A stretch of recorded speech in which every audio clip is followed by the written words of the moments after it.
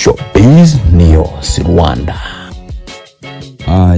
Nizere ko mumeze neza aho muri hose hagiye hatandukanye. Bw'ini Showbiz News Rwanda uwo bita Meddy ndetse n'umugore we Mimi kuri ngo bibarutse umwana wabo bamutaziriza rya Ngabo n'umwana wabo wa kabiri.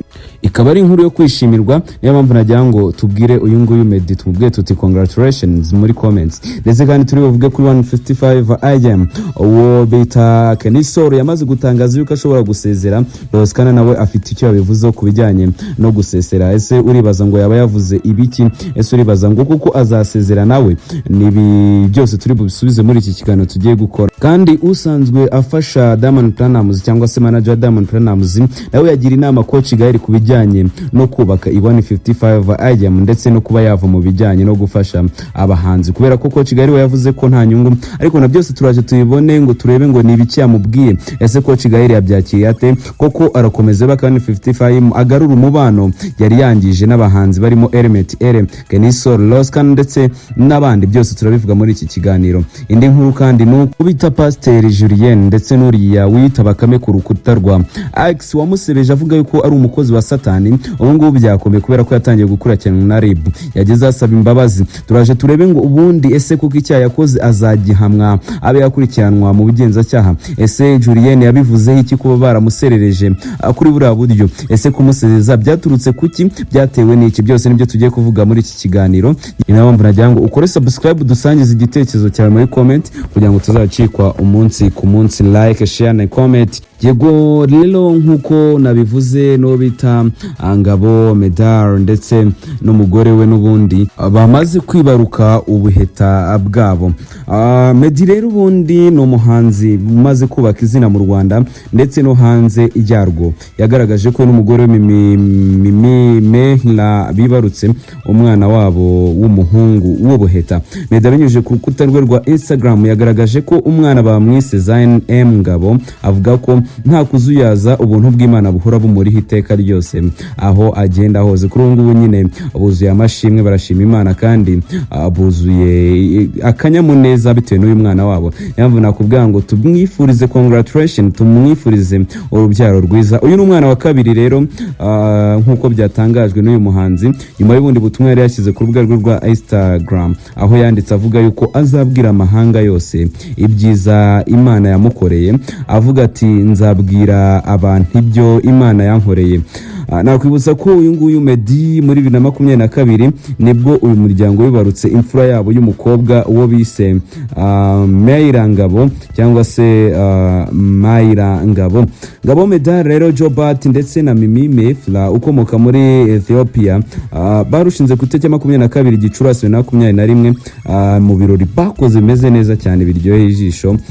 Ni ibirori byitawe n'ibyamamare bigiye bitandukanye, ni ibirori kandi byarimo Abanyarwanda benshi nk'uwo bita The Ben yari inshuti cyane y'uyu nguyu Meddy. Meddy rero we tumubwire tuti congratulations, tumubwira tuti urubyaro rwiza n'umwana wawe wa kabiri w'ubuheta.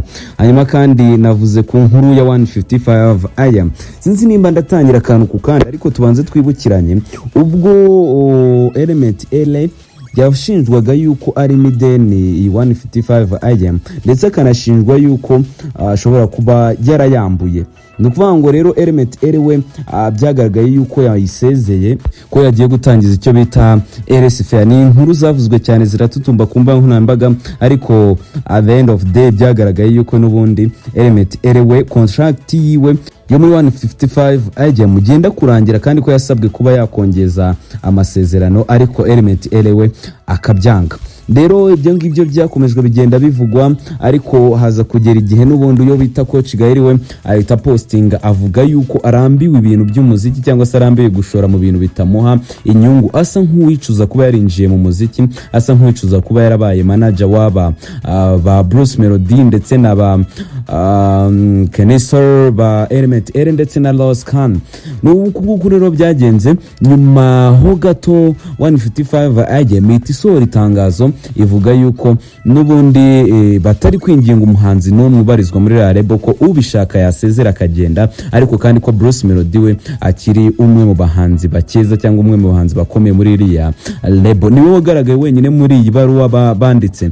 Ibi ngibi bikaba byaratumye abantu cyangwa se abakurikira 155 AM bakurikira imbuga nkoranyambaga bavuga yuko byaba bisa nkaho ari ukwirukana abahanzi bose baherezwamo, ariko bakabirukana mu buryo bujimije, kubera ko niba baravuze bati Bruce Melody we muntu wacu uhagaraye brand yacu nka 155 AM, bakirengagiza yuko bafite Element bakirengagiza yuko bafite Ross Kana, bakirengagiza yuko bafite Kenisol. Kenisol ni ibintu atigeze yishimira, nawe ahitamo kwandika ibaruwa avuga yuko mubo ashimira bamufashije mu muziki yuko 155 AM batarimo. Ibintu nabyo byagaragaye nkaho Kenisol asa nk'usezeye iriya label, ariko kandi n'ubundi ni ibintu byumvikana. Bavuga yuko ubundi nimba bavuga yuko bafite umuhanzi like Bruce Melody ari we muhanzi uhagarariye brand yabo, byasaye nkaho birengagije abandi bahanzi bose, binatuma abo bahanzi bose nabo baba depressed, bagenda bavuga ku byo gusezera. Kenisol we n'ubundi bamwe bamaze gutangaza, ndetse nawe bamaze gutangaza yuko ubundi already ikirenge yagiteye umuryango usohoka muri 155 AM. Ni mu gihe kandi Ross Kana nawe yagize icyo abivuga mu bijyanye no gusezera.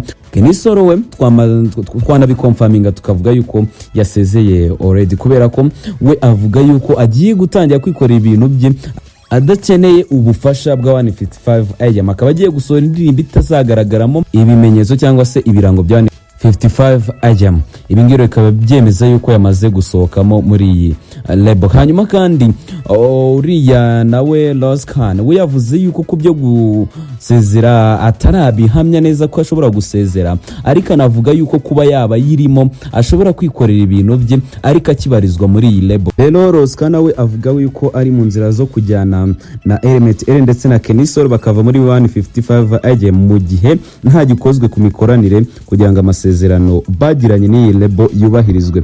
Ibi rero nibyo uyu musore yavuze nyuma yo kubona ko ateguje indirimbo cya yiswe Morera ateganya gusohora, akavuga yuko integuza yayo izajya hanze ntaho izaba igaragaza ibi birango bya 155 AM Limited.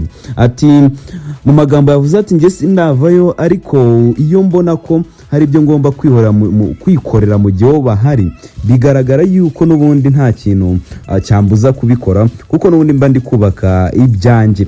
Rero bivuga yuko mu gihe ntacyo bari kumfasha ndi kubaka ibintu byanjye kandi nkaba ndi kubyikorera, ubwo ntabwo naba nkiri muri 155 AM. Rero yabajijwe ku byo gusohora indirimbo Morera itarimo ibirango bya 155 AM asanzwe barizwamo, ko bitaza gufatwa nko kwigumura.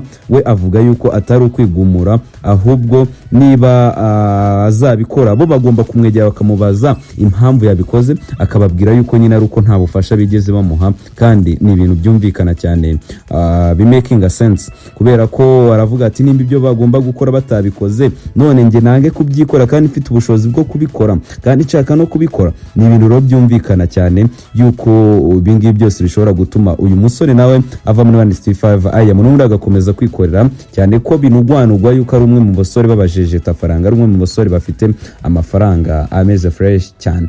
Hanyuma najya nkubaza ikibazo, ese ubundi uri kubona 155 AM aba bahanzi bose ni bavamo izasigaramo Bruce Melody izasigara ikomeye nkuko yari ikomeye, kuko kuri aka kanya yari yo label ya mbere ikomeye mu gihugu cy'u Rwanda? Ese uri kubona izasigara ihagarariye? Ariko kandi nubwo bimeze bityo, ari amahirwe yuko ibi bintu bishobora kuza gusubira ku murongo, kubera ko uwo bita Coach Gayeli we yagiriwe inama n'umwe mu manager ba Diamond Platnumz, aramubwira ati wowe Coach Gayeli urambiwe kare, kubera ko ibyo washoye wari ugeze mu gihe cyo kubisarura, imbaraga washoye wari ugeze igihe cyo kuzungukamo zikakubyarira inyungu. Rero reka tugire tuti nyuma y'izi nama yagiriwe, ese kuko ari bubashe kwisubiraho, yongere aganiza aba bahanzi, yongere abitwareho neza, kubera ko we ni ukuvuga ngo yari yabahaye ke ahita bemera kuba baguma muri iyi label ukundi. twizere ko baragaruka, bitabaye ibyo no kuvuga ngo iyi lebo yabiri mu nzira zo gusenyuka nta kabuza. Bigize gukomoza ko bita Bakame ukorera akazi ke n'ubundi kuri X. Uyu Bakame rero abagize atya arapostinze aravuga ati Pasiteri Julienne kabanda uri intumwa ya satani, uri umutubuzi. Kuri ubu ngubu uyu wabivuze atya byamugarutse, yabivuze neza, abivuga nta kibazo afite, ariko kuri ubu ngubu we ashobora kubihanirwa n'amategeko, kubera ko kuri aka kanya LIB irimo irakora iperereza ry'ibyo yavuze. Wakibaza ngo byagenze bite, byaturutse kuki, kubera icyo yamwise umukozi wa satani, kubera icyo yamwise umutubuzi, kandi kari gukurikiranwa bimeze bite, cyaba cyamuhamye cyangwa se uyu Pasiteri Julienne we yabivuzeho iki? Nukuvuga ngo rero nyuma yo kwifashisha imbuga nkoranyambaga akita Pasiteri Julienne kabanda wa Grass Room intumwa ya satani, LIB yatangiye kumukoraho iperereza. Mu butumwa bwakuye kuri X yahoze yitwa Twitter, aho uwiyita Bakame yabushyizeho ku cyumweru saa 6:18 avuga ko umushumba wa Grass Room Pasiteri Julienne kabanda ari intumwa ya shitani, ndetse ati reka mwite intumwa ya satani ku isi, mama w'ikinyoma. Uyu ni mushiki wa Apotre Gitwaza mu kwitwaza ijambo ry'Imana abagatuburira abanyarwanda. Uwampuza nawe isi yose tureba nkamubaza ikibazo kimwe cyo muri Bibiliya abeshya ko yigisha Bibiliya. Nyuma rero yo gukeburwa na benshi mu basomye ubwo butumwa bamubwira ko budakwiye ndetse ko bigize icyaha, ntacyo yigeze abikora kugeza ubwo benshi babimenyesha cyangwa se bagakora tag kuri LIB, ndetse nibwo we yahise agira ubwoba atangira nawe yahise postinga n'undi asaba imbabazi. Uyu ngo Pasiteri Julienne asaba imbabazi abanyarwanda bose ku bw'ibyo yavuze. Ni mu gihe kandi umuvugizi wa LIB Dr Murangira Bitieri yari yabwiye abanyamakuru yuko batangiye kugenzura no gusesengura ibyo Bakame yanditse kugira ngo barebe neza ibyaha yaba yakoze. Mu magambo uyu muvugizi yagize ati twakomeje kubona abatumenyesha ko uriya wita Bakame yavuze kuri X yavuze ibintu bitari byiza, biracyasuzumwa n'ishami rishinzwe gusesengura ibikorwa cyangwa se amagambo bikekwa ko agize icyaha, bikaba byakorewe ku mbuga nkoranyambaga, ndetse iri tsinda rikorera icyo amategeko ateganya niba koko iki cyaha kimuhama cyangwa se nta cyaha kimuhama. Ni mu gitondo rero cyo kuwa mbere umuramyi Fabrice Nzeyimana nibwo nawe yanditse ku rubuga rwe rwa X akebura bamwe mu bantu cyangwa se bagerageza gutukanira kuri urubuga. Rero ibi byabaye nyuma yuko Pasiteri Julienne kabanda na Grace Room bateguye igitaramo cyo gushima Imana cyamaze iminsi 3 kibera muri Beka Arena mu mpera z'icyumweru gishize. Iki ni igiteraniro cyaje gisanga ikindi cyabanje mu ntangiriro za Mata nabwo cyabereye muri Beka Arena. Muri uku kwezi rero kwa Mata Grace Room iteraniye muri Beka Arena iminsi 3 yose, kandi icyo gihe abantu barakubitaga bakuzura ndetse abandi bagasubira inyuma kubwo kubura aho bicara. Bamwe rero bakaba bategereje yuko ari ishyari cyangwa se kutishimira gospel, kuba umuntu uramya Imana cyangwa se umuntu uri kuvuga iby'Imana yategura igitaramo kikuzura Beka Arena iminsi 3 yose, abantu baza bakuzura bagakubita bakuzura ndetse bamwe bakaza bagasubira bakabura aho bicara. Rero ni na mpamvu uyu nguyu bita Bakame kuri X ashobora kuba yabivuze gutyo avuga yuko ngo ari intumwa ya satani kandi ko ari gutuburira abantu. Ni ibintu rero uyu ngo Pasiteri Julienne ataragira icyo abivugaho, ntaragira ikintu na kimwe abitangazaho, mu gihe LIB yakomeje kubikurikirana ndetse n'uyu Bakame akaba yabisabiye imbabazi. Nizere kuri bukore subscribe. Ngiye nitwa Ferriz, aya ni amakuru abagezweho tuzatubagezaho umunsi ku munsi, tumwihariko twibanda n'ubundi kuyaranze icyumweru. Ndabakunda cyane, nitwa Ferriz. Ukore subscribe kugira ngo tuzacikwa, share, like and comment. Showbiz niyo si Rwanda.